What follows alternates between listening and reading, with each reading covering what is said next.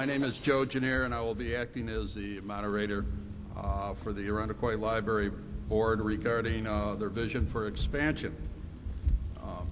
In most social events, if we just take a moment and let's reflect on the recent losses in Webster and all over the country, and let's make a little thank you for those who sacrifice every day for our safety and protection.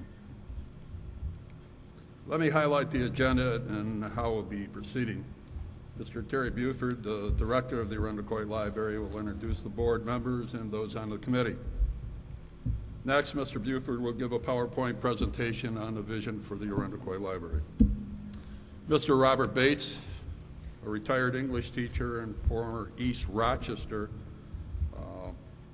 English teacher, and a former football coach with over 60 years in the town of Arundecoit, most of those spent at the Cooper Dell, will be helping me with questions that have been requested by you. Just so we're clear, this is an informational session. We have distributed cards out this evening, which hopefully you've written your questions down and left your name, your email, or telephone number. If we do not read your question tonight, you will definitely receive an answer, either by phone, email, or regular mail. There are some standard questions that we have and are available, which Mr. Bates and I will ask the board. Mr. Buford, if you'd like to proceed.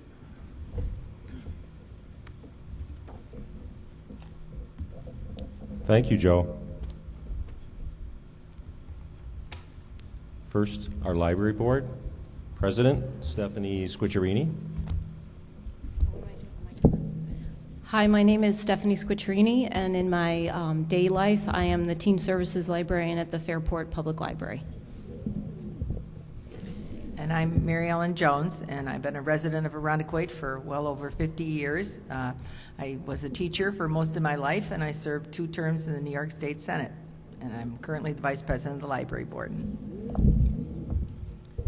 I'm Carol Mamano, and I'm the Treasurer of the Library Board, and I am an accounting professor at St. John Fisher College.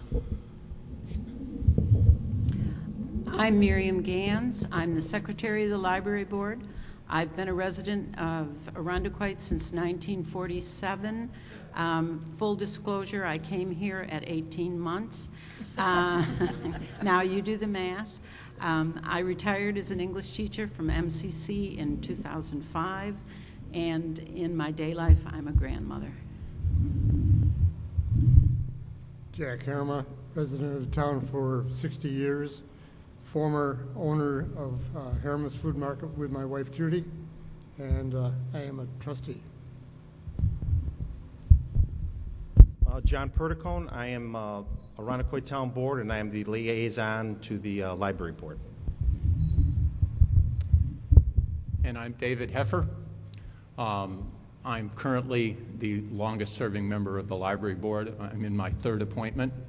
My current appointment ends at the end of 2014. I'm a resident and business owner in Arundecoit since 1993. However, I did live in Arundecoit for a while when I was a child. And 100 years ago, if you had lived in Arundecoit, you would have met my great-grandmother, who was the postmistress of Arundecoit. And there were quite a few heifers running businesses and farms in this town. So my family has some background here. All right, then. I'd like to thank you all for coming out tonight. We want to tell you a little bit about our plan for a new library in Arundecoit, tell you why we think that's important, and a little bit about how we got here.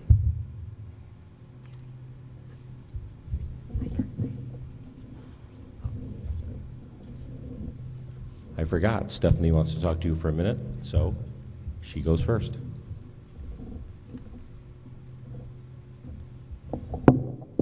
Terry is way taller than I am. Okay, I'm going to turn that down. Can you guys hear me? All right. So I just wanted to thank you all for coming out this evening for our first of 5 planned public forums to share information and facts about the proposed new Central Library on the Town Hall campus. This is an exciting time for Arundecoit as we embark together on that plan for the future of our library, a library that we can together build. For the past several months, the Vision Committee of the Library Board has met regularly with Library Director Terry Buford and with Supervisor Mary Joyce DeRizio and our Town Board Liaison, Councilman John Perticone. These meetings have followed numerous years of studies, community meetings, professional guidance, and feedback from library users. As we continue to look at the big picture of improving library services and weighed the options to do so, it became increasingly clear that it was time to move forward. The Library Board needed to develop a vision for the future, a vision we can bring to the town that creates not just a central library that combines two branches together, but that makes the sum even greater and more positive than its two parts. A vision that makes not just fiscal and practical sense, but also speaks to the emotional connection that our residents have to their library as well as their numerous community groups. A vision that would bring the need for more library space together with music, theater, and art groups, our town historian, and other civic organizations. A vision that would address our overwhelming current needs while being flexible enough to be prepared for our future needs. The way that our community uses its library has changed and evolved, and will continue to change and evolve. By bringing together our branches under one roof, by harnessing the energy, expertise, and diversity of our staff together in one space, we can more easily and effectively adapt and change to meet those needs. Our library is where our community connects. Our staff helps grandparents, parents, teens, children, job seekers, adult students, small business owners, and readers of all ages connect with resources that we currently duplicate at the expense of providing more comprehensive services. And they do so in spaces that are woefully inadequate, outdated, and do not come close to meeting the needs of Irondequoit. Together, the Town Board and the Library Board present a plan for the future of Irondequoit Public Library. We share a vision to make the library and community experience richer, more valuable, more cost-effective, and more comfortable. And this vision is to build a state-of-the-art centralized library that includes much-needed and flexible community meeting space, a dedicated local history area where our town historian can do more of her great work, space for local art, theater, and music groups to store their props and instruments, and place for them to rehearse and provide performances for our community. Space for our friends of the library and other local civil groups to hold meetings and presentations. Space for library users to get what they need from their library. Space for our staff to work more efficiently to provide even more services. Space for our collections so that our librarians don't have to discard books just because there is no longer room for them. Space for tech users and facilities able to hand the increased load for such devices, and most importantly, adequate space for our community to connect now and in the future. So tonight we'll first have our presentation from our library director, Terry Buford. Terry's actually going to share with you the many steps we have taken to lead us to this moment and this proposal.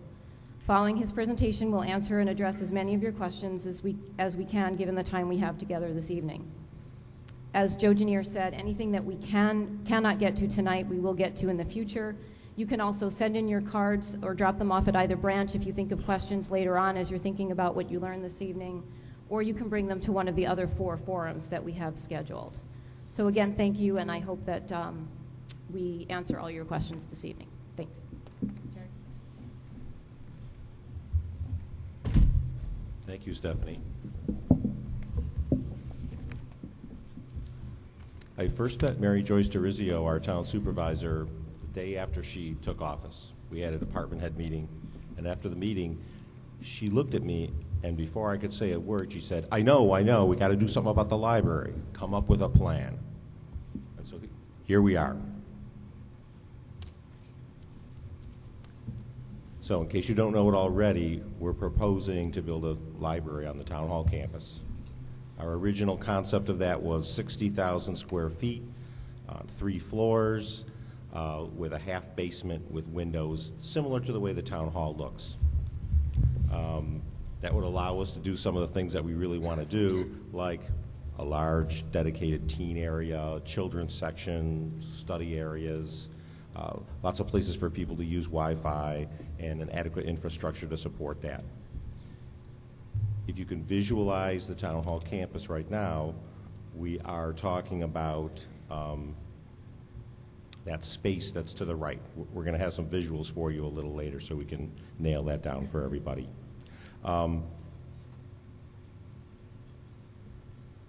The things that we don't have now are the things that most libraries offer in abundance. and we don't have them because we don't have enough space.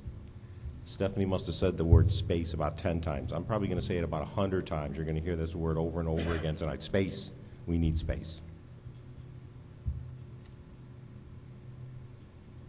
So our concept also includes flexible meeting room space for library programs and community use, rooms for other town departments that may need to put on programs, and possibly even hosting revenue-producing operations, which of course would reduce the cost of operating the library. And we want the new building to complement but not overwhelm the town hall. Everyone on the library board agrees the town hall is a beautiful building and an icon of Arundecoit, and we don't want to do anything to push it to the background. The last renovation or major expansion to Arundecoit Libraries was in 1985. If you can think back 28 years, electric typewriters were high-tech office equipment. Very few electric devices in the library that needed to be plugged in, and things certainly have changed a lot since then, haven't they? Based on feedback from our users and focus group comments, we need more seating, computer spaces, electrical outlets, programming and meeting space, study space. Those are all inadequate now. And we could renovate the current buildings, make them nicer, but they really wouldn't do anything to solve our space problems. And it would still cost millions of dollars.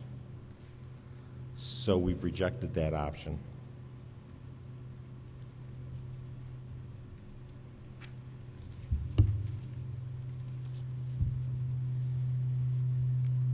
I don't get very many complaints as director of the library,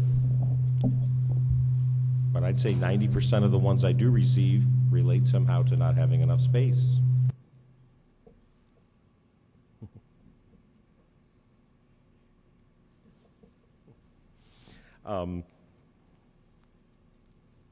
Let's see here. Lost track here. Okay. So not only is the space for the public insufficient, but we also have problems with not enough office space, storage space. There's not enough shelving. It makes it difficult for the staff to do their jobs because of this problem.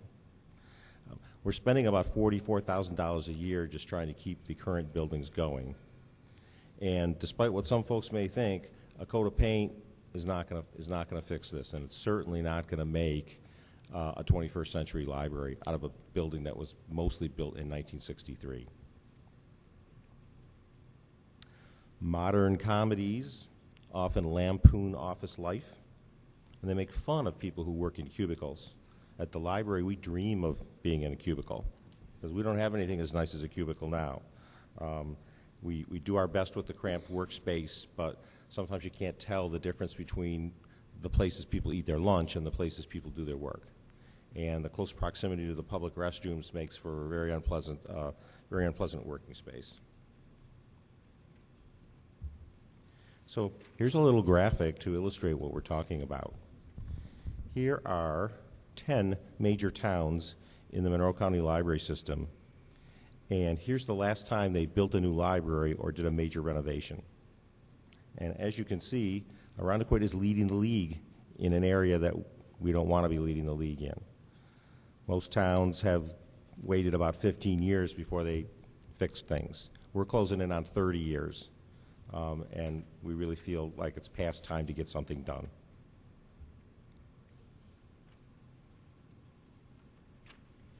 Let's look at the sizes of the libraries that are around us. As you can see from the populations at the bottom of the screen, Arundecoit is the second largest town in the county. And yet our library is one of the smallest. Our library space is one of the smallest. But even this chart is misleading, because we don't really have a 24,000 square foot building. We have two 12,000 square foot buildings. So we're in 12,000 square feet, we're trying to do what other towns are doing in 24, 38, or 43,000 square feet. And it's really hard.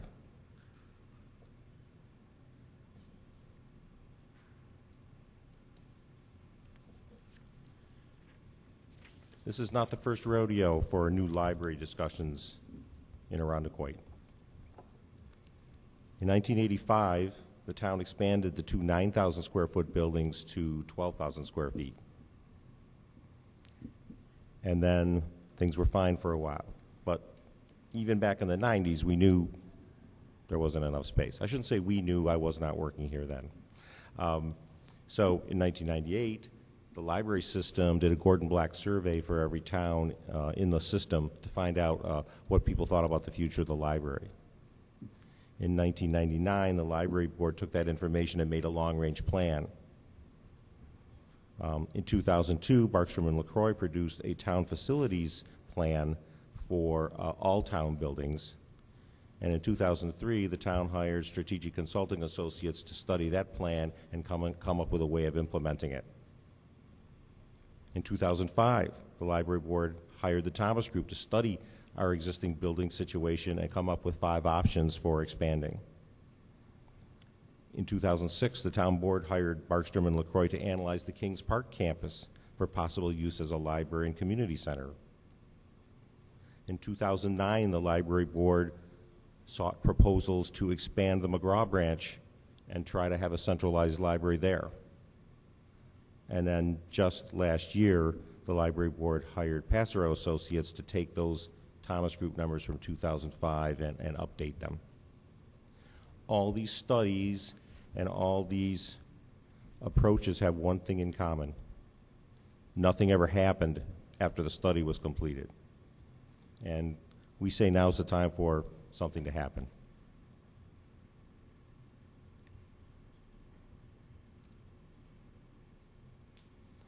So why the Town Hall campus? Well, we spent months, literally, combing the town for a reasonable place to put a library. And as you may well know, the town is highly developed, and large tracts of land or abandoned buildings or places the library could be built, they're kind of rare in a central location. And so the best thing that the Town Hall campus has going for it is that it is the central location. And we're going to have some graphics on that in a minute. In addition, building on the Town Hall campus saves us a little money because we don't have to buy any land. And if we did buy that land, it would be removed from the tax rolls, and in this case, that wouldn't happen. The Town Hall campus can be reached safely on foot or bicycle. And our planning department has indicated that the buildings that we're talking about would easily fit on the campus. Both of the architectural firms that produced the concepts that you saw out in the hallway also agree that the buildings would fit on the Town Hall campus. And here's another piece of interesting information. Our planning department looked at the map of Monroe County, and they plotted where every library was in the 19 towns that make up the Monroe County library system. And then they found the farthest point away from the library in every town. If we build a library on the Town Hall campus in Irondequoit, it will be the most central library in the Monroe County library system. And no other town will have a library that is so close to all of its residents.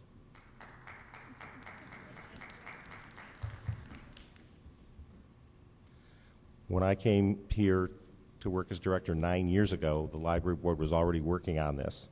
And one of the first things they did is they wrote a letter and sent it to the Irondequoit Post, and it said, we want to build a central library and we want to find a location for it that is as central as possible. And this is the place. This slide just repeats the drawings that you saw outside. This is the Passero Associates concept of what the library might look like. Architecture that complements the town hall, their idea for parking. Here's the Barkstrom and LaCroix concept, a little different, a little more on the lower floors, also a connection to the town hall as well, a different concept for the parking. Okay, we think this is really interesting. There's a picture in the basement of the town hall hanging on a wall. It's from 1948, and it's the concept drawing for the original town hall. And this was Tom Broderick's baby. He was the supervisor from 1928 to 1948. And he helped produce the building that we all know as the town hall. But if you look at the edges of this drawing, you will see that the original concept was police department, library, 1948. So we've come full circle, because that's where we think the library should be too. So we're right there with you, Tom. And again, just to make sure everybody knows what we're talking about, library here.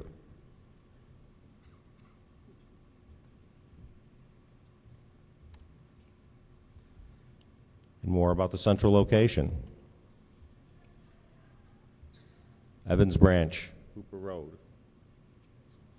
McGraw Branch, Culver Road. Town Hall campus. Pretty central to me. Or even more, the whole town map. The town is just shaded slightly in pink in this map, but the outline is. There's the Town Hall campus. Looks pretty central to me. So I think we're fulfilling our promise to come up with a central location.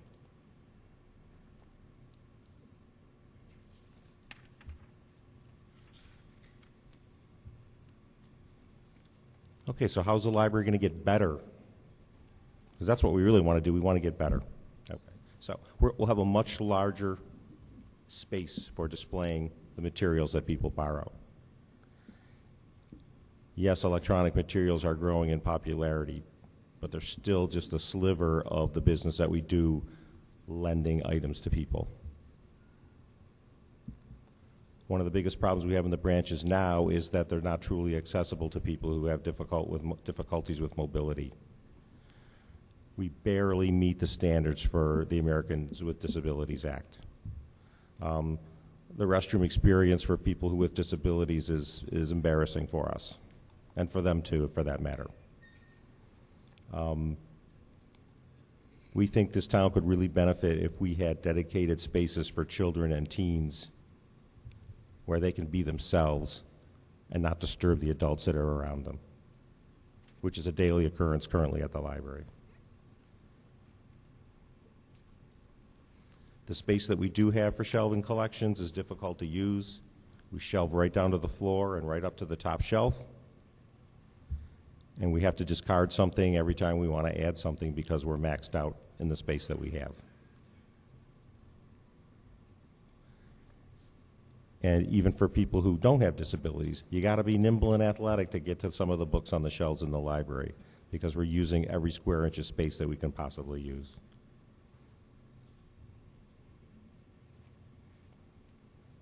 So, of course, more of everything that we lack now. More seating, more computers, more workspace around the computers and just for people who need to work. More electrical outlets for customers whose devices are running out of juice, a common occurrence at the library. More space for meetings, for instruction, for programming, for tutors, and enforced quiet areas for people who want to seriously study. As I was saying earlier, one of the problems now is just people who are using the library the way anyone would want them to use the library disturb the people around them because we have so little space. Remember, we're trying to do in each 12,000 square foot building what these other smaller towns are doing in 20, 30, or even 40,000 square feet. And it's hard.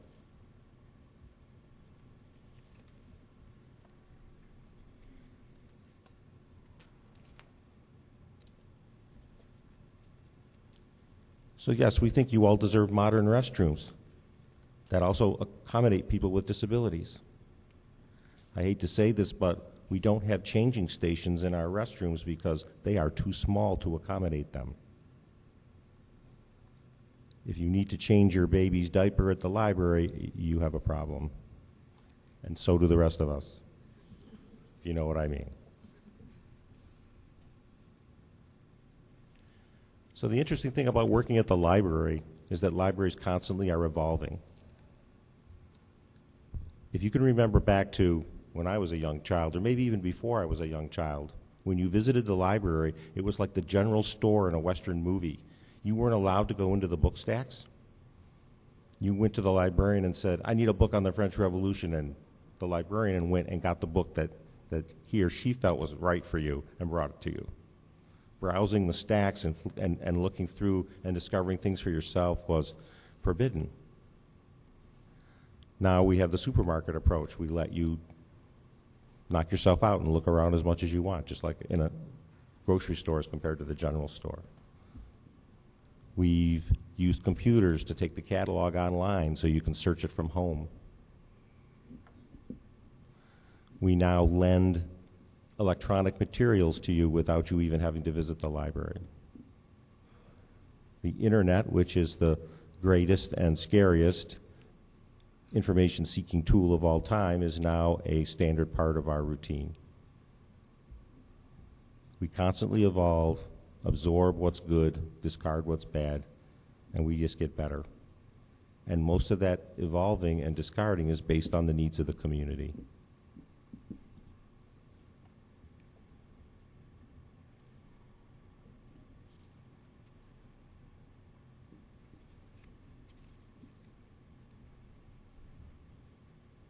When the IRS decided to stop distributing tax forms, the library took over. When social services decided to stop distributing housing forms, the library took that over.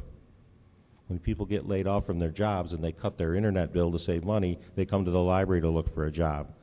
So we all had to learn how to counsel people who were seeking jobs, and so that's what we did. And now we give workshops on resume writing and job interviews and job searching online.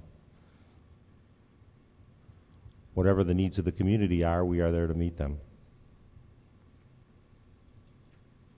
One of the experiences that we're having now is that there's a big shift going on. Up until now, or up until recently, it's always been about collections, and it's always been about people accessing information, electronic, written, whatever it is. But now, our customers are becoming producers of content. Think about YouTube. Think about Flickr.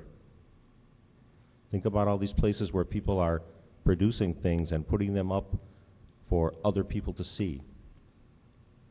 It's a giant shift in the way we think about information, storage and retrieval. And many of our customers are interested in doing those things at the library, and we can help them. In a new library, we can have media labs and what we call creation stations, where people can learn how to use the latest equipment and produce their own content. Just one of the cool and interesting things we could do if we had a little more space.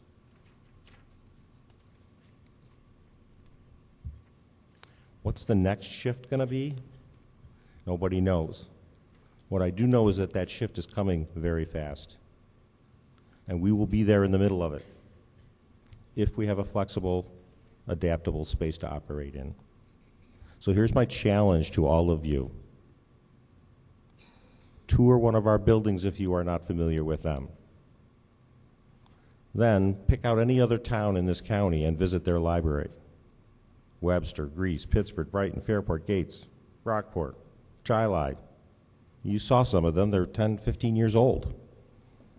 Then compare them to what you found in one of our libraries, and then come back and tell me that we're in great shape and we don't need to do anything with our current buildings. That's my challenge to you. So now I've got some details about our project. Okay. There will be a referendum that you can vote on. It will be in April. We now know that it will be April 23rd, and that we will have 2 polling locations. St. Paul Fire Department and Culver Ridge Fire Department. I think we have not set the hours for that yet. Is that correct? Okay. Currently, we're planning on a bond amount not to exceed $16 million. We have an aggressive fundraising campaign that we hope will help us reduce the cost dramatically. The figures that we worked on with the town's comptroller are that this would cost $34 per year if your house is worth $100,000, 34 cents per $1,000 of assessed value. that can drop if we can raise money. If you noticed, we had some pledge cards out there for you to pick up if you're interested in pledging money for this project. Currently, interest rates are quite low.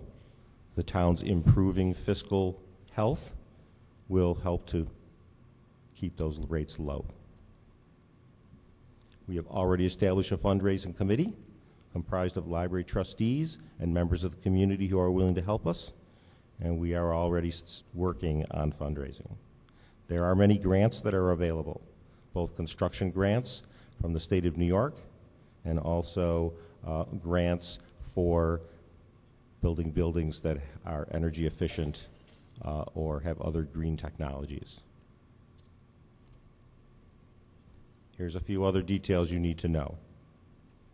When the town built the library on Evans, the Evans branch on Cooper Road, that land was owned by the West Arundecoit School District, and they sold that land to the town for $1. There was a limitation on the deed that said that if the town ever stopped using it for a library or some other town purpose, that land would revert to the school district. The McGraw branch is a valuable commercial property. It can be sold.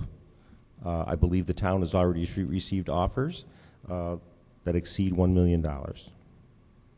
The proceeds of that would reduce the cost of the new library project. This is the first of a series of informational meetings that we will hold where we will attempt to answer your questions. Obviously, there's a few things we can't say. For instance, we can't say exactly what the building will look like. We'll need to go to an RFP process and bring in architects who will make presentations, and we'll select one, and then we'll know more about what that building's going to look like. But we've at least talked to you a little bit tonight about what our concept is and what we'd like to see in that building. And we'd like to hear from you as well as to what you would like to see in that building. So watch the library's website, arundecoitlibrary.org, or check the branches for information on our donor campaign, as well as information that we're producing about the library project. For additional questions, you can always email the library board at ieplboard@yahoo.com, or you can email me at tbuford@libraryweb.org, or call me, good old-fashioned 336-6064. That's all I have to say tonight, but we are ready to answer your questions, and I think Judge Janier is going to assist us with that, correct? Thank you.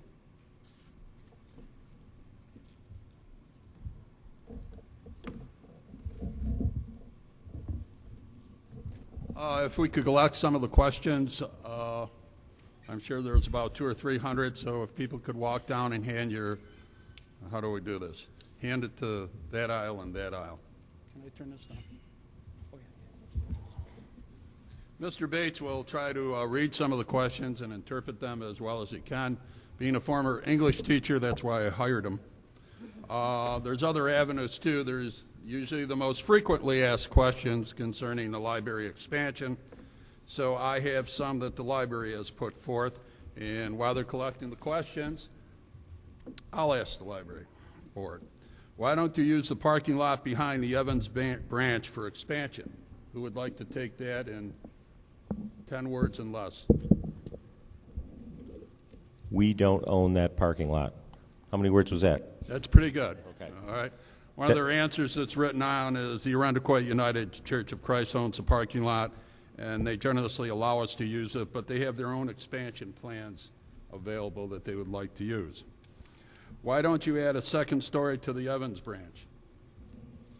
Structural engineers tell us that's not a good idea unless we want lots of posts in our building. Okay, I guess he is keeping them short, isn't he? All right. Mr. Bates, do you have a question? Many. Many? Well, good. I can take a rest. We'll just have the library board raise their hand. Everybody on the library board will participate. Okay, then? Not the director himself.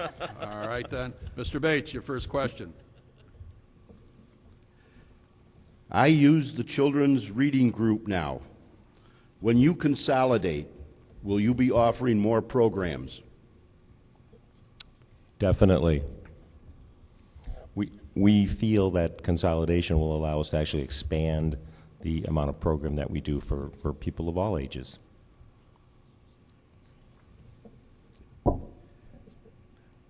What type of fundraising are you doing?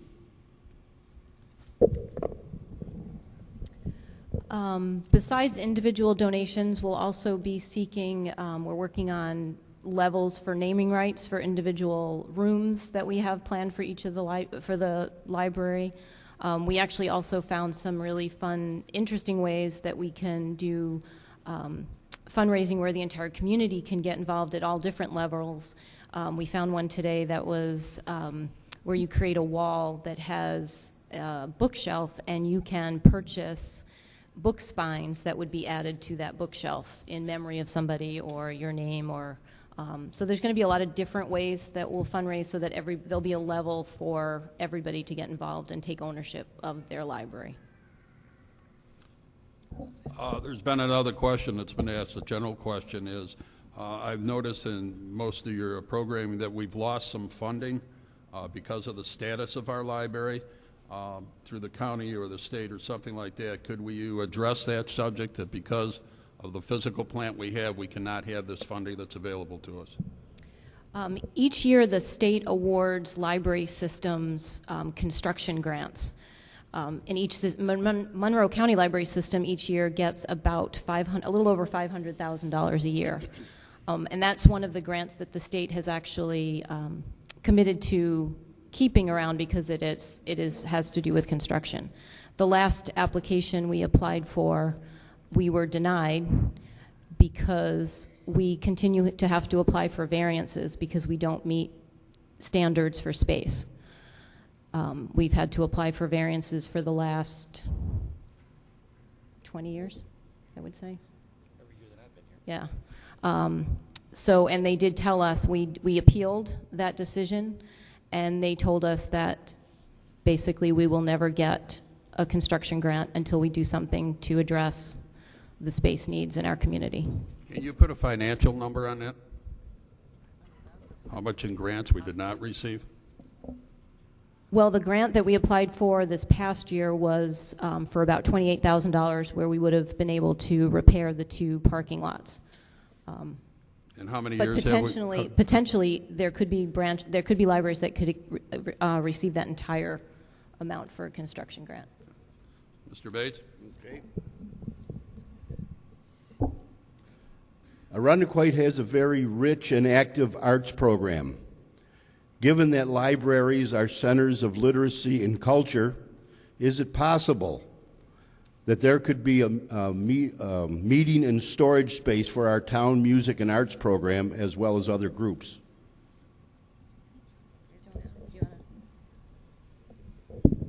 That is actually part of our plan. We are meeting with various groups. That's another thing we haven't mentioned yet, but we are going around to the community and we're going to put on this similar type of presentation to all the groups. The arts is one of the most important ones.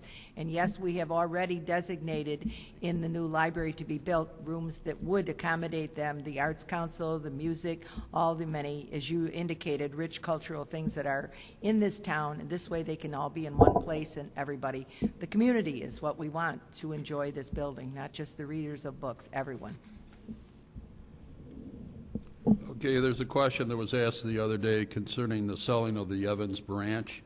That money would be taken off the 16,000. Yeah, that was a good number, wasn't it? The 16 million, is that correct? And there might be a lower assessment? Not Evans, McGraw. Yeah, McGraw. McGraw. Carol, you want to speak to the... Yes, if the sale of McGraw branch, the funding would go directly to the library, and that would be used to offset the bonding. So we would have a reduced amount. Mr. Bates? Joe, can I Sure, go ahead, Mary. Some of you may, is this one on? Yeah. Some of you may have read a letter to the editor in the Arundequoit Post on Wednesday where a citizen was saying, why are you building this colossal library? And saying, what do you need 60,000 square feet for?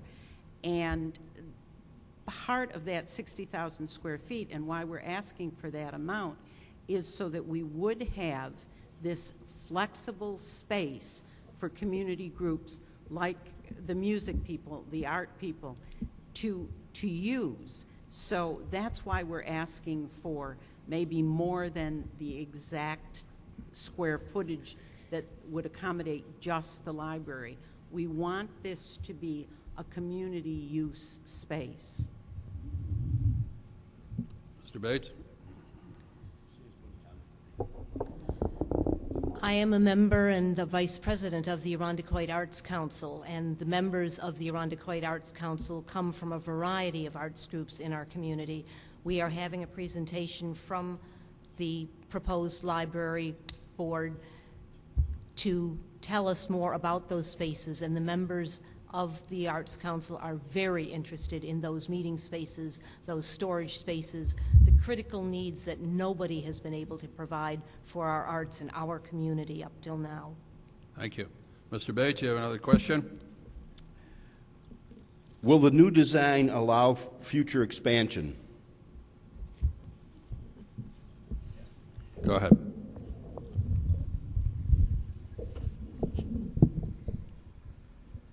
Yes, and again, that's part of why we're asking for the amount of space that we're asking for. That gives us the opportunity to expand not only, well, our services as they are now provided, but services that we are not providing at the moment. And it also will give us the opportunity to expand our collections, our hardcover bound book collections, amongst other things. Currently, as Terry mentioned in his presentation, every new book that we take in means that there is a book that we have to sell, whether we want to or not, because we don't have the space. For years, several years, we were actually the largest circulating library in the county. We circulated out of our two branches more volume than the Central Branch Library, not with all its branches, but the Central Branch Library itself. And kind of the joke behind that is that if everybody came and turned in their books, we couldn't handle that. We had to keep our large circulation out there because that's the only way that we could keep any room on the stacks at all.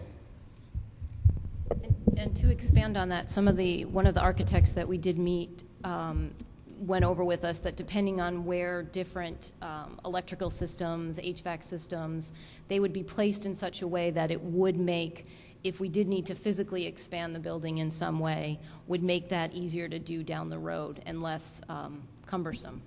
So that was all taken into consideration also. Mr. Bates?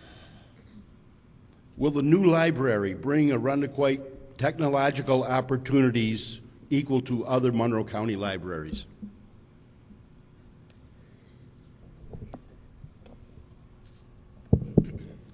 Or exceed them? Okay, just to elaborate on the question, what are some of the advantages we don't have now?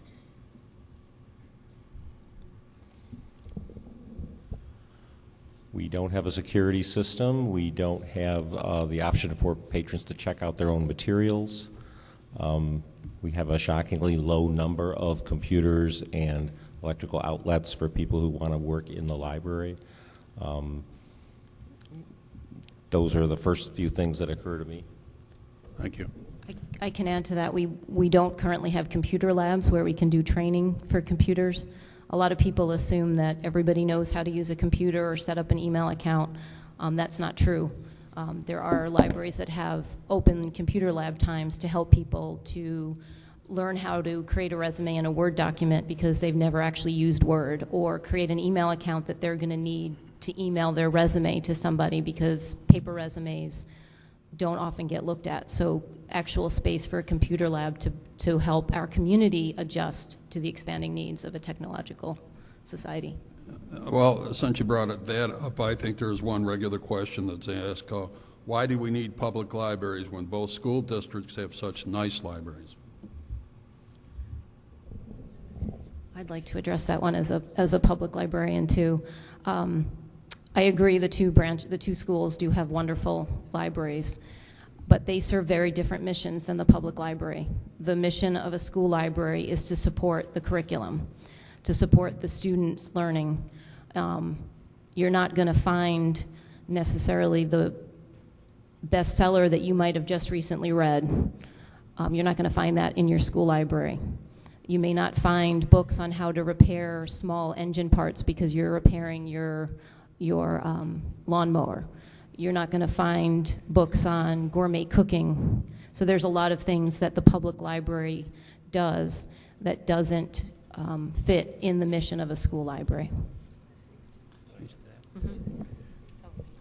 Will there be a larger collection of books available? Absolutely.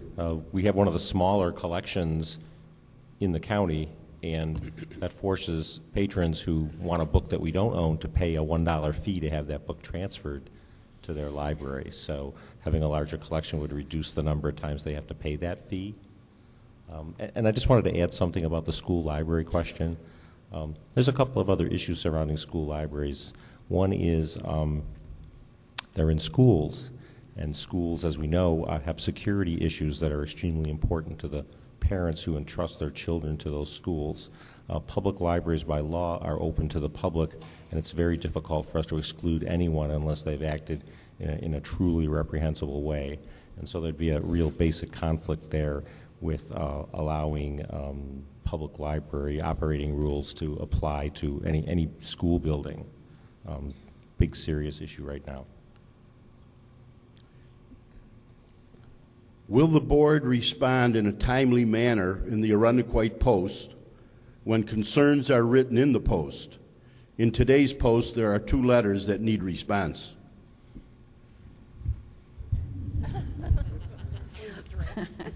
We have a draft to respond to those 2 letters, and we were working on it very quickly. The deadline for the Post, Linda Quinlan tells me, would be tomorrow morning. So we don't know how many other letters are in, who's ahead of us, but hopefully our opinion essay will be in this upcoming Post, and if not that, the following week. But yes, we are keeping abreast with issues presented in the Post because we want to make sure that the readers of the Arundequoit Post have the best and most accurate information that we can provide so that people can make an informed choice. And I just want to add that we are grateful for your interest, whether your comments are negative or positive. We appreciate your questions and the opportunity to answer them, and we will do our best to see that they're all answered in a timely manner. Will there be absentee ballots provided for this election?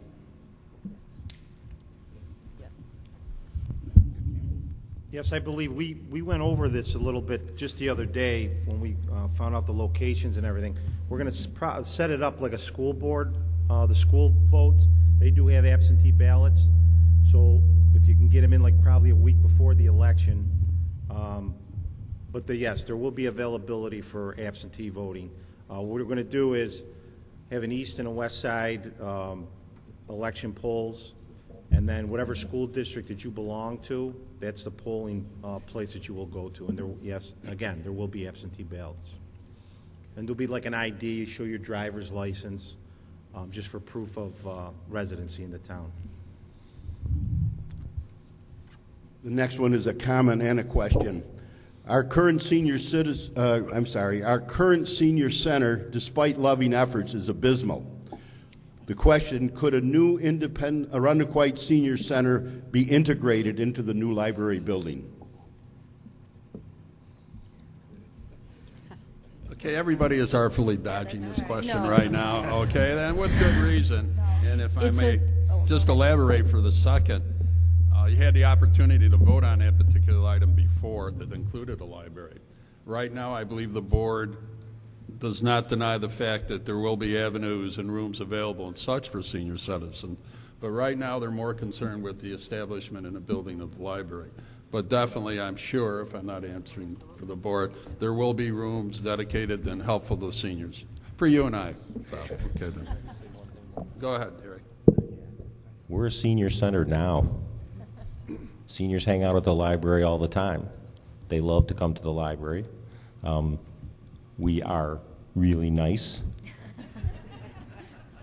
And I think there's a certain percentage of our population who are maybe a little lonely, and I think that they like to come to the library because of the human touch that we have and the way that we communicate with everyone and treat everyone with a great amount of respect.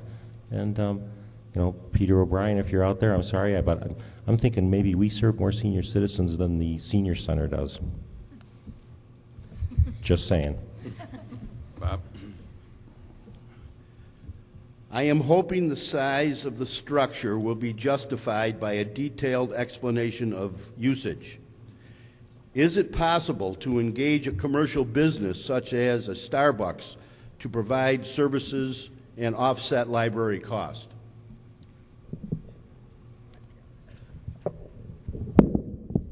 That actually is one of our intentions, is to look at revenue generation from a place like a Starbucks, a Tim Hortons, or something in there to reduce our operating cost overall, so that not only will it benefit at the beginning of time, but that will also continually keep our costs down, and with that income coming in.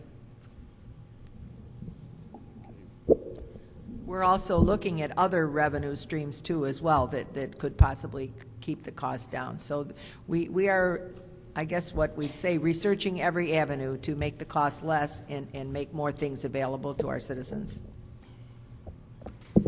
Will there be enough parking? Yes. That was one. But we'll let John talk to that too. I mean, once we go out to the RFP for the design of the library itself, I'm certainly sure there's going to be plenty of adequate parking, because you got to consider the employees of the town. Obviously, in the summertime, you got the markets there and various things that go on at the town hall. But yes, I think once the RFP goes out, you get a design team on there to design it. I'm certainly sure that's going to be of the utmost importance to them, and I don't think there's going to be a problem with the parking at all.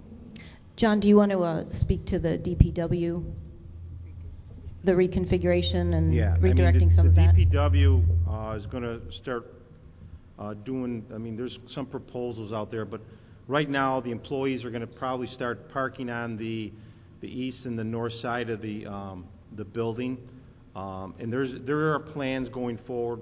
They're going to probably do some work with the DPW department as well. So where it stands now, it may have a different look a few years down the road as well, which will open up that area there for parking. There are concerns because of the trucks coming out of the garage and all that, but they will have a change of direction and the traffic that's coming out of the garage in the future because of the library.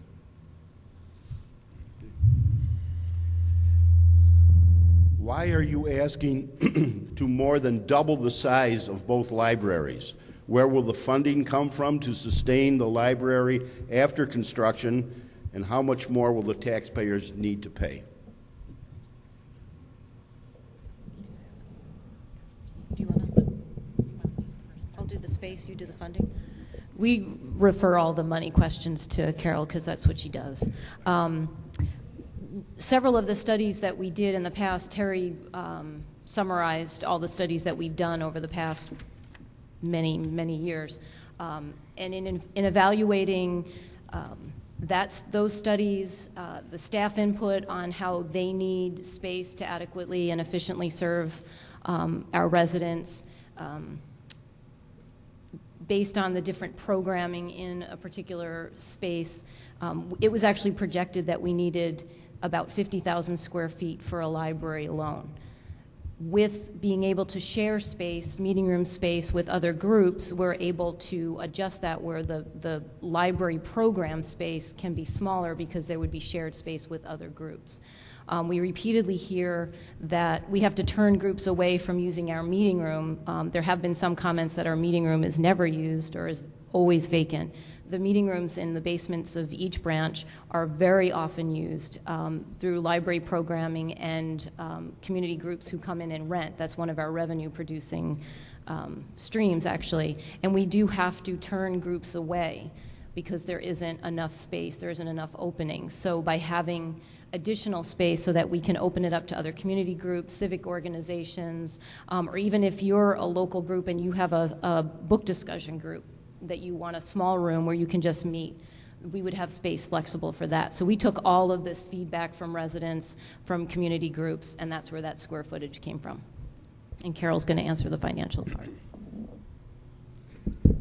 So now part of the financial, with us renting out the space to different groups, we'll be able to get some of the funding from that aspect. Part of the funding, though, too, part of our regular operating budget, right now with having 2 branches, we currently have a lot of duplication of expenses.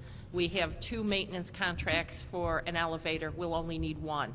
We have double sets of copiers. We won't need that. So we're also going to have cost reductions from duplication that we currently have. And then our operating budget will continue at the same, like we have been doing right along. We'll maintain, look at expenses, look at efficiencies that we have, and look and keep our budget within reason. We don't expect to have great increases to the basic operating budget. The major change would be is with the bond payment, and that as long as we're getting in the revenue, getting in the fundraising, all of that will be reduced to the cost.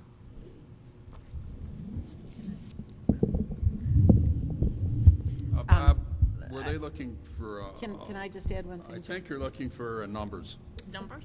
Okay, and I believe I have a sheet that you handed out regarding it. Correct me if I'm wrong.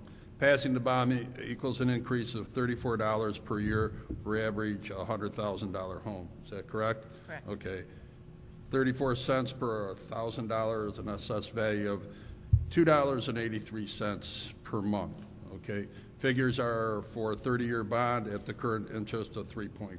That's the financial or the bottom line of, I think, what a lot of people are looking to say or hear.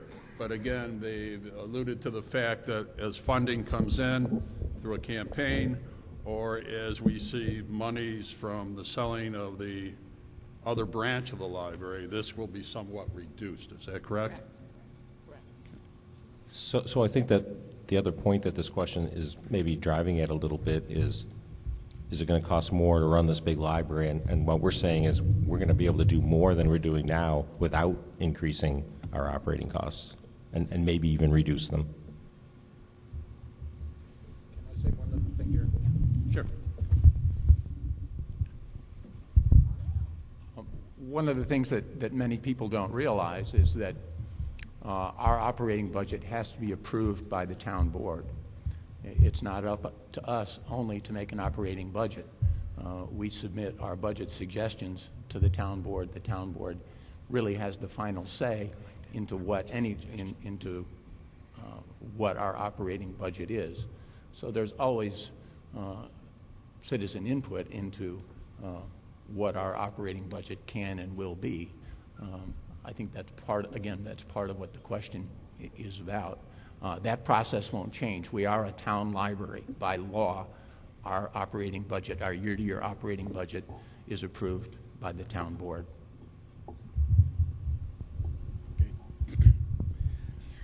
I think there's another important aspect of this.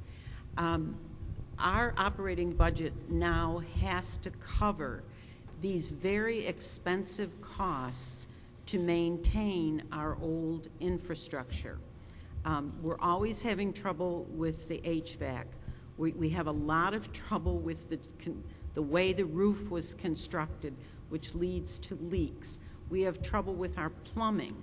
Now, when we get into the new building, we're going to have a new furnace and a new air conditioning system, which will be under warranty, And we're not going to be spending year after year money to repair those. We're not going to be spending money to repair the plumbing system because it's all going to be brand new. So although we're putting an outlay of a lot of money, we're also literally wasting a lot of money with the bubble gum and Band-Aids that we need to keep together the infrastructure on the existing 2 branches. Okay. When could this library be ready for use? I'm concerned about parking at the town hall site. How will this impact the July 4th celebration? Will all staff be retained?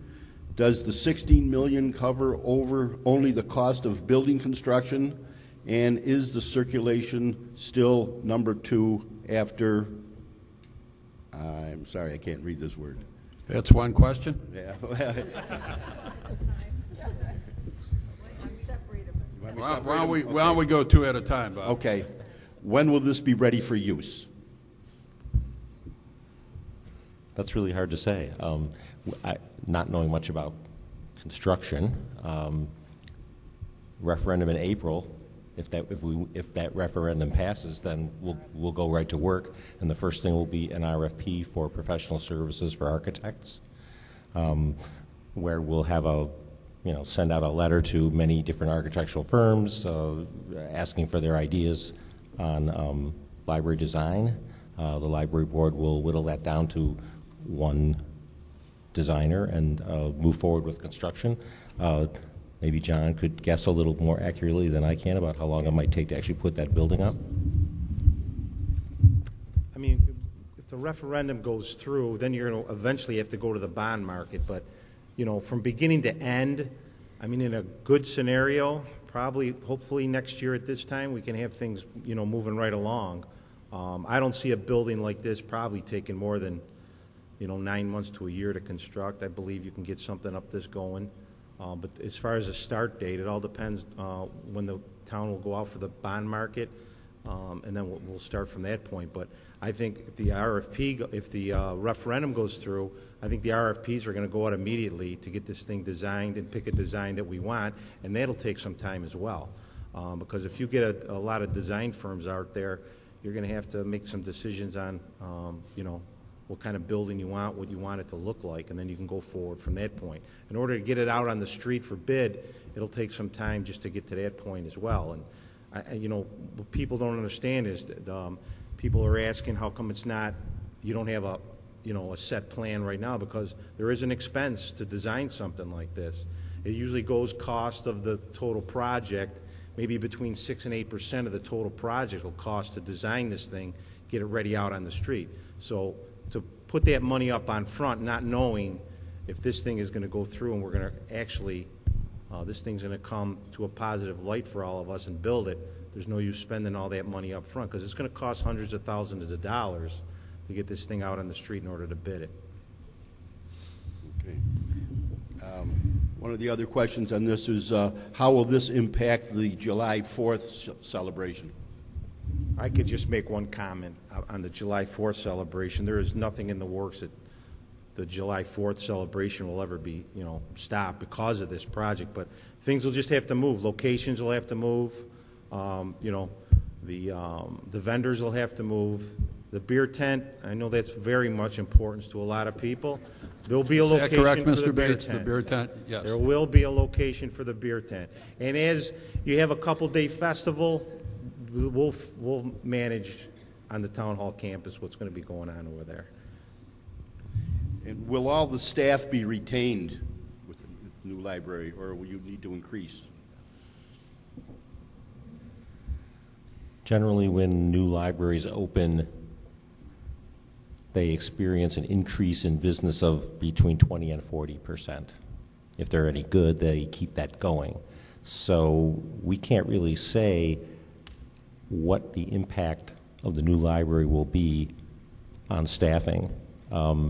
We feel like we can do a lot more with the staff that we have now when we're in one location, and we're promising you, on all these various statements that we're making that things are going to be better, and that we're not just taking the two buildings that exist now, dumping them into one building and saying, there you go. We're going to get a lot better. And so it wouldn't be wise or even honest of me to tell you that I know exactly what's going to happen with staffing. But I feel like if we can keep the number of people we have now, we can do a heck of a lot better job than we're doing currently with the same number of people. So we're certainly not looking to reduce staff. We're just going to have to see how that plays out. I'd like to expand on that a little bit. What we'll also do, and we do every year when we look at our budget, is look at different efficiencies. The staff that we have now might have different roles they play in the library, but we look at the personnel issue regularly when we discuss our budget. So we don't anticipate adding and we don't anticipate cutting. Is there bus service especially from the schools to the new library? Or will there be? I don't know if there would be bus service from the schools, but there was the map that Terry actually had up that showed the central location of the town hall, and there is a bus, there is an RTS bus stop right on Titus, so there will be regional bus service. I can't actually speak to the school bus service. I think one other point needs to be brought up, that when there was a question concerning the library, there are sidewalks from just about every corner of Arundequoit to the particular central location. Is that correct? I can say a little bit more about the busing. The way this has been handled in other towns where libraries were relocated was that the school districts added the library as a last stop to some of their bus runs. So a student who wanted to go directly to the library from school would just get on one of those buses that has the library as one of the stops on their run.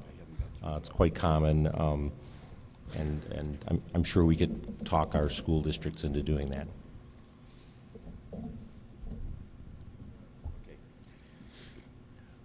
When establishing a new library, I didn't hear that a professional library consultant was mentioned. The size and need was based on staff input. Is there such a consultant? Yes, there was a consultant used when we put the original library plan together. Let's see, in 2005, we worked with the Thomas Group architectural consultants. I think I mentioned that during the presentation, that they worked with us in a number of ways. They helped us to identify the shortcomings of the buildings that we have now, and the costs for remedying them. And then we looked at 5 options for expansion. And one of the things we did is we used a professional library consultant that was on the staff of the architectural firm, the Thomas Group, and that's where the square footage came from, his assessment of our collections and what we own and what we were hoping to expand and what we're hoping to do that we don't do now. And it just so happened that professional consultant was Richard Pans, who was the former director of the Monroe County Library System, so he's extremely familiar with our operation as well as the operations of other libraries in this area.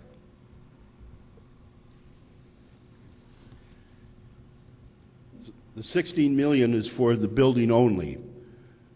What will the cost be for furnishing, decorations, wiring, etc., for this project? And how will this be funded?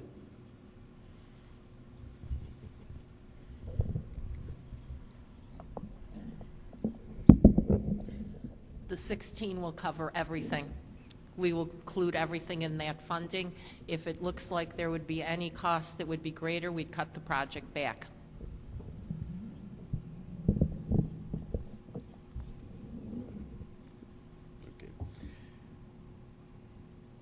Thank you for having a long-range vision and for your hard work. How exciting.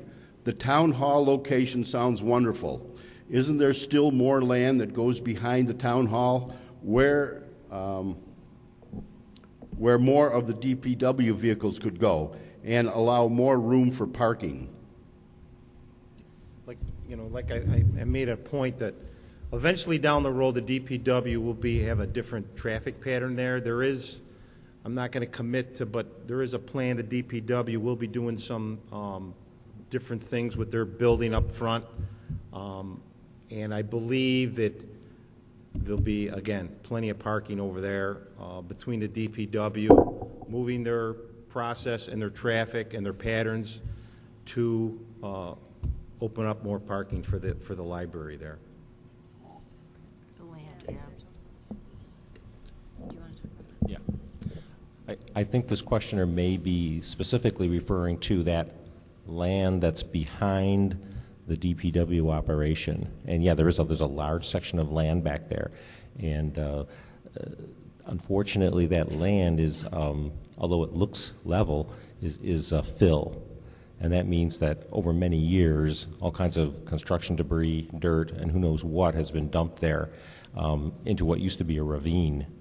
And although it looks flat and stable now, soil testing that was done shows that that land is unstable. It could be used for parking, the festivals, and things like that, but you wouldn't want to build a large multiple-story building there because of that unstable land. It's doable, but it would increase the cost of the building greatly because they'd have to drill down into that land and put some sort of pilings or something there before the building was built. At least that's the way it was explained to me, and I'm pretty sure that the land's usable for those other things, but we definitely wouldn't want to build a large, heavy building and put it there. Can I go back to the other question, because the question about that the 16 million would be just for the building. I'm concerned that maybe that question referred to a question that was asked actually at the press conference. There's two different concepts that we have right now. One of the concepts, the Barkstrom and LaCroix concept, was estimated to cost about a little over 12 million. And that was just for the construction of the building. That didn't include furnishings. So we're saying up to 16 million because depending on the final project construction and furnishings, that could account for some of that. But as Carol said, if we needed to, we would cut back on the scale of the project. But I just wanted to verify that question was asked at the press conference, and I wanted to make sure that people knew that, just to clarify that piece about that one option, that one concept that was made. Well, we're going, because it's getting a little later in the evening, we're going to take about 3 more questions, but I'd like to reemphasize that board members and everybody will be outside to answer your questions directly, but also each question, if you put your phone number on, your address, your email, that question will be answered, all right, if you didn't get it answered tonight. So we're going to do about 3 more questions, not the one with the 6 questions in it, Bob. Okay. Will the community members be given an opportunity to give some input into the building design? And when will the final design be approved? I'll answer part 2 first. We're not really sure on the timing, but we definitely will seek, and I guess we could say crave, public input. You know, we're doing this for the residents of the town, and so what they want in the library is of utmost importance. So we will definitely be setting up some sort of sessions where people can give us input on what the library should be. And also, we can probably have some of those sessions with the architectural firms would be open to the public, just like a regular library board meeting. So, you know, come on down and sit there with us and look at their presentations. We're hoping that some of these firms out there have some creative people who come up with some really cool and interesting ideas, and you can sit there right along with us and learn about them.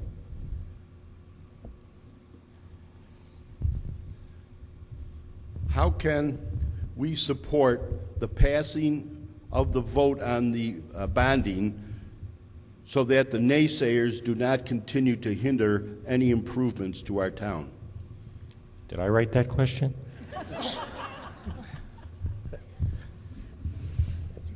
Go ahead, Jay. I'd like to take that question.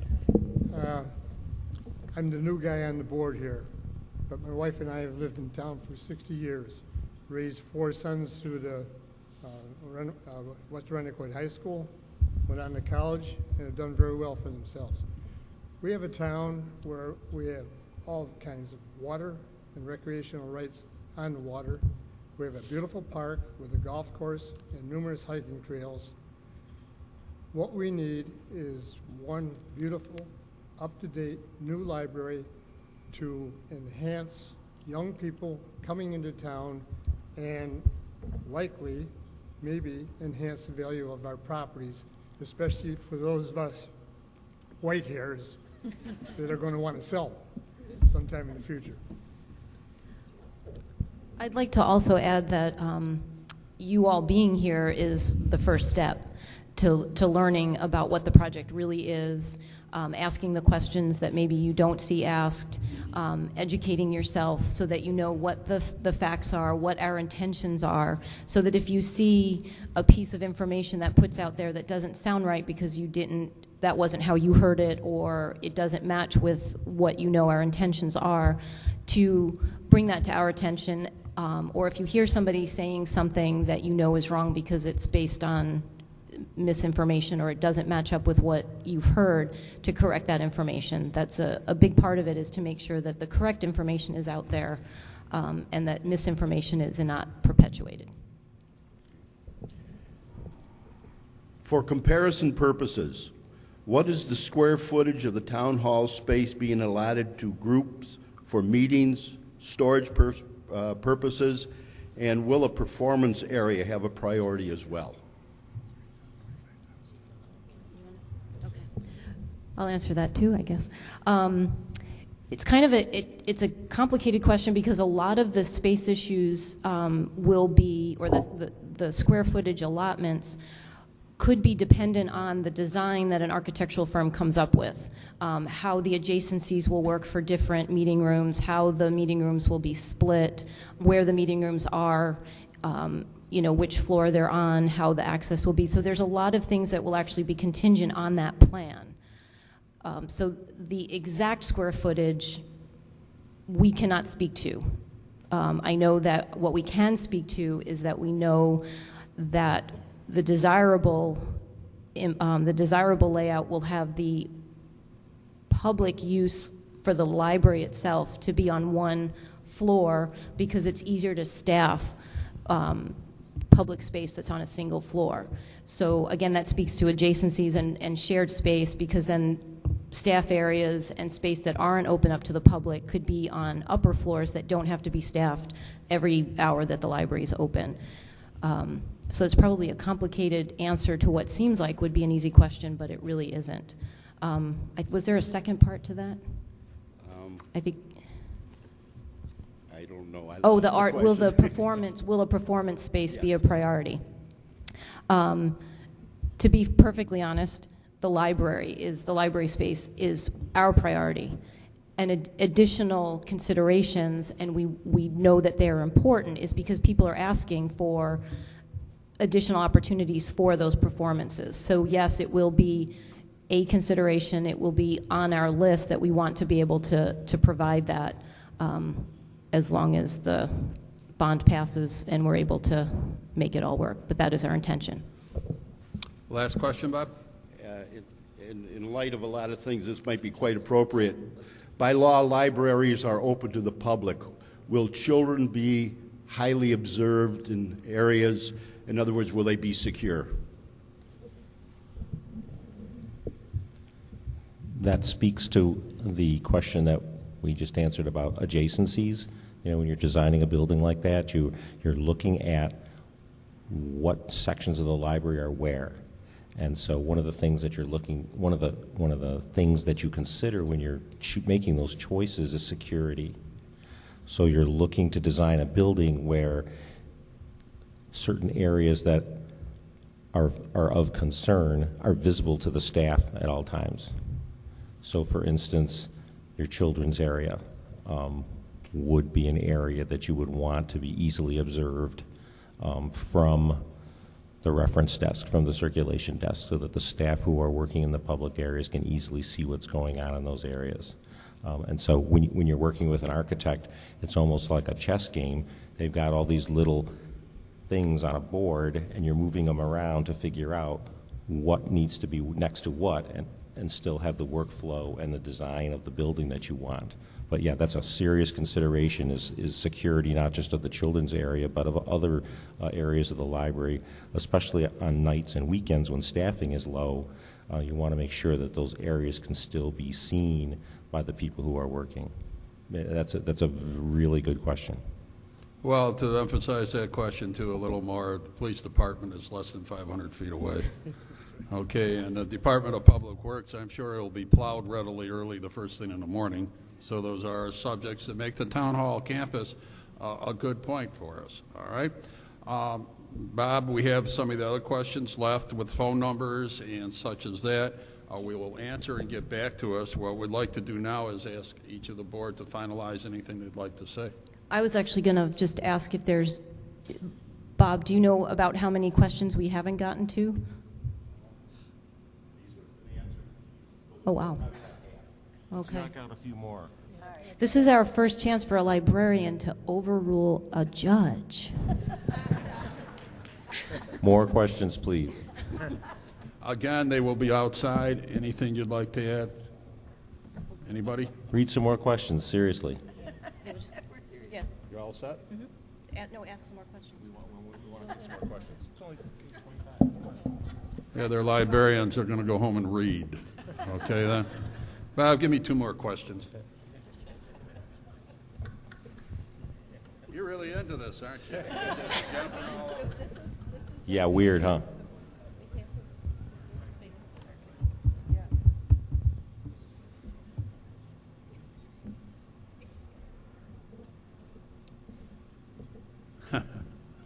How do you respond to people who say books aren't going to be needed with electronic books available on Kindles? And what will you do if the entire bond offering isn't sold? So the first thing, let's address the electronic media and books on Kindle and the rest of it. I say you're absolutely right, and I'm saying that will probably happen in like the year 2000, 250 or something like that. E-book is mostly what people are talking about. And remember, everyone said the internet was going to kill off the public library too, and we got busier. Most people, when they get their e-book reader, the first thing they do is they come to us so that we can train them how to use it and how to get e-books for free from the library. So one of those shifts may occur where what the services we offer change. But right now, if we took every book out of the library, there wouldn't be enough space for what we'd like to be doing. So yeah, that will happen someday, but not someday soon. Although ebook sales are exploding, they're going to have to explode for another 50 years before they rival the sale and circulation of printed materials. Something else that people don't realize is that not all publishers currently have a system where they'll sell to libraries, or there are several publishers who, to sell to libraries, they charge actually more than the cost of a traditional print book. So there's still a lot of issues that need to be worked out with publishers and ebooks, and as Terry spoke to, regularly in the library we get people with their new devices and they need to learn how to use them, and that's something that would be with additional space. We'd be able to have download stations where people can download the ebooks to their devices, where they can have space to read those ebooks once they've downloaded them, and have space where they can connect with their neighbors and their friends to discuss those ebooks that they've downloaded to their devices. As a person who is visually challenged at this point in my life and an avid ebook reader, that's still only, well, maybe 40 to 50% of what I read, because many books are so specialized that they simply aren't available on ebooks at this moment in time. So, and I think that's probably, like I said, I'm a pretty avid ebook reader. That's what I read mostly for entertainment, because that seems to be the best venue for ebooks at this point in time. But there's still tremendous areas of literature and reading materials that is not available, and it ain't going away anytime soon. The next question is, what will you do if the entire bond offering isn't done or isn't sold or isn't passed? You wanted to wait for extra questions. I know. Wow, guess we should have quit while we were ahead. That's a really tough question because if this doesn't pass, then quite honestly, we're going to be faced, we as a board will be faced with some really tough decisions. And one of those options that we have discussed is to close one branch because we just cannot afford to continue to put money into facilities that just don't meet the needs. It's not something we want to do. It's not something that we would look forward to do. It would be heartbreaking. So it's not an easy question because if the vote is no, we would have some really, really difficult and tough decisions to make. I think that wasn't it. If the bond goes down, right. That was the question. Yeah. Bob? The library survey to its users about 10 years ago showed that they were opposed to closing 2 library branches in favor of 1 library. Also, a survey of all town residents about 4 or 5 years ago showed to the residents opposed to closing 2 library branches and replaced by 1. Obviously, residents favor decentralized library, allowing for library branches closer to more residents. Would you please comment? The survey that I think that's being referred to was done in 1998, so that would be 15 years old. And it is true. That survey said that most of the respondents, something like 67%, were opposed to centralizing the library 15 years ago. However, if you really look at that survey closely, you will see that certain segments of the population actually were divided about 50-50 or were slightly in favor of that. Strangely enough, people who had lived in town for 7 years or less were in favor of it. So a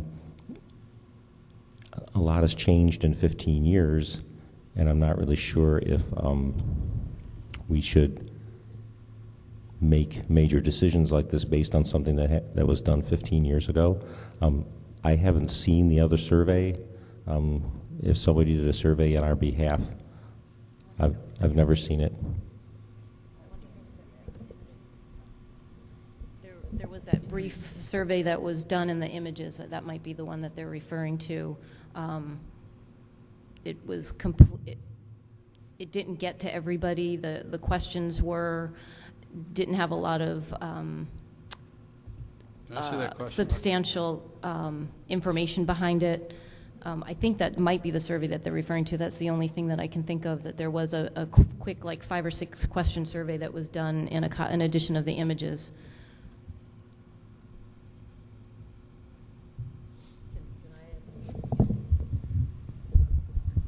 I believe there was a section in that question that said people prefer a library close to their home. But as we have said repeatedly, people who live in Somerville never had a library that was close to their home. People who lived in Seabreeze never had a library close to their home. People who lived down Norton and over to sort of the southeast side have never had a library close to their home.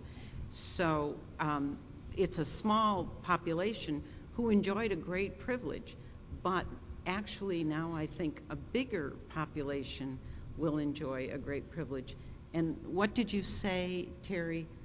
The new library is the farthest it is from any house in Irondequoit is 3.67. It's I think our planning department said the farthest point from the library in the entire town would be 3.6 miles away. It would be the most central library in the entire county.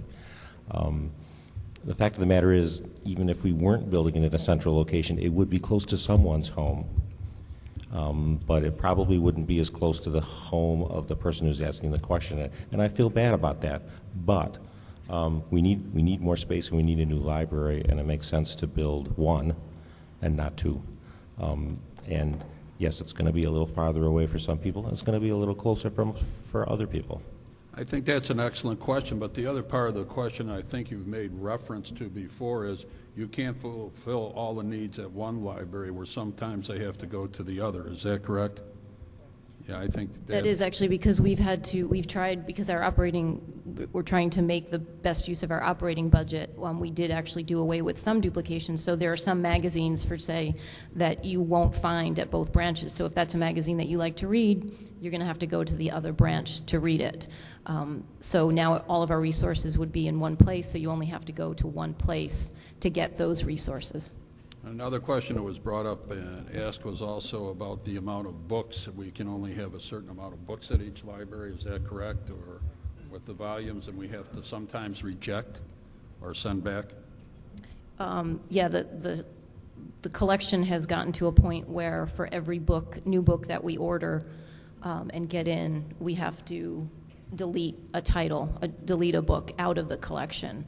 And that, we're getting rid of books, unfortunately, that are still readable, they're still enjoyable, there's still people who want them, but now that we've had to delete them, they might have to go to another branch or pay $1 hold fee to bring it in from a different library in the county.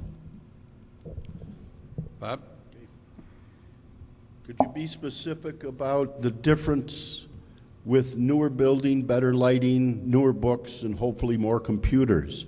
And will you use town residents for construction?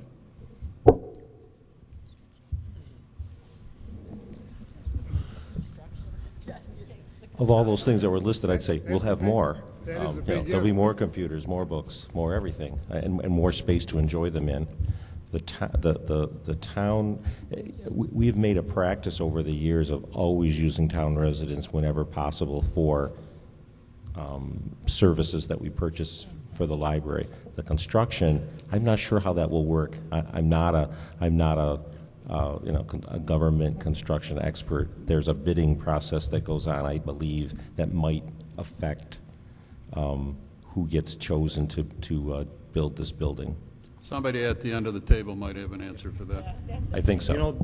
Being a public work job, obviously it's going to go out for public bid, but, if there's a CM involved in this, you could portray to the construction manager that you would appreciate him to talk to the subcontractors and try to get local people to live, in the town of Irondequoit on the job. I'm certainly sure whoever the subcontractor is probably has residents of Irondequoit, and from experience, if you live in the town of Irondequoit, there's probably no other job you'd want to be on than one right in your own town. So, it's something we could talk to the construction manager about. It wouldn't be a guarantee, but I would not have a problem approaching the construction manager with that type of, question to him if we can get some local people on the job. Also, with the transparency in government, also all these bids and everything would be open to the public and such as that, so everybody would know exactly what would be going on as far as the bidding, the reason, and things of that nature. Am I correct? Correct. The other part of the question was about lighting. We do get those complaints often that the lighting in the branches are not conducive to reading. And on a personal note, I hear that comment from my mother all the time. When is the library going to do something about the lighting? So it is a concern, because the lighting in a new building will take that into effect. We'll take that into consideration, how people read, and it would be better lighting. That one was for you, Mom.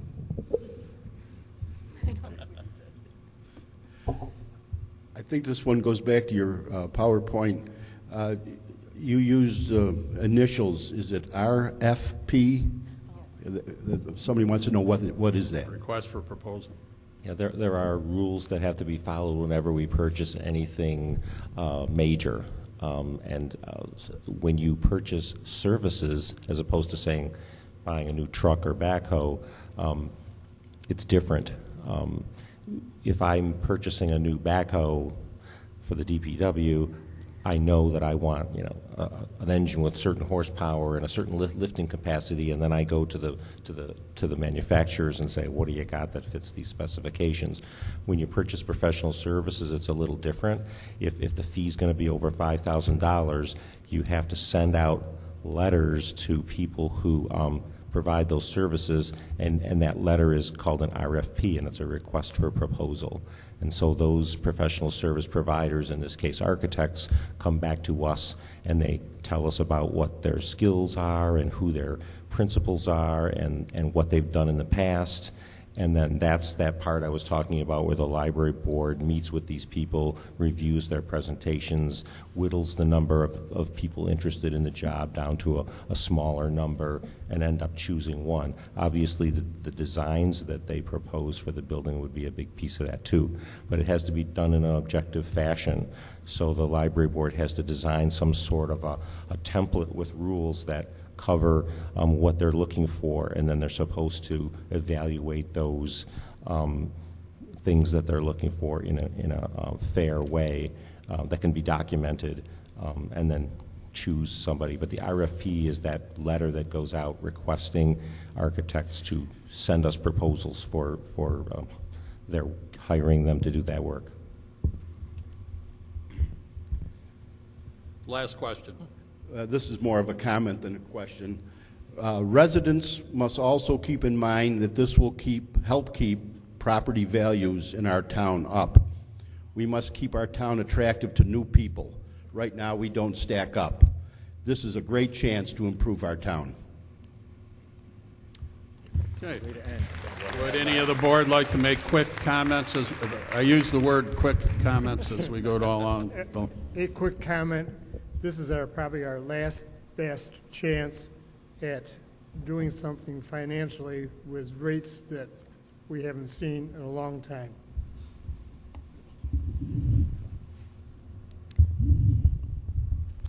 I want to thank everybody who came tonight.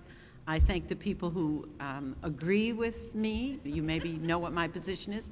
And I thank the people who disagree with me, because that makes me think and reevaluate, and I appreciate both sides. Ditto. I would just add quickly, somebody asked earlier, what can you do? You can leave here tonight and talk to your neighbors and friends who didn't come here, share the information with them, encourage them to come to one of our next meetings, and make sure that they have all the right information to make a sound decision in April.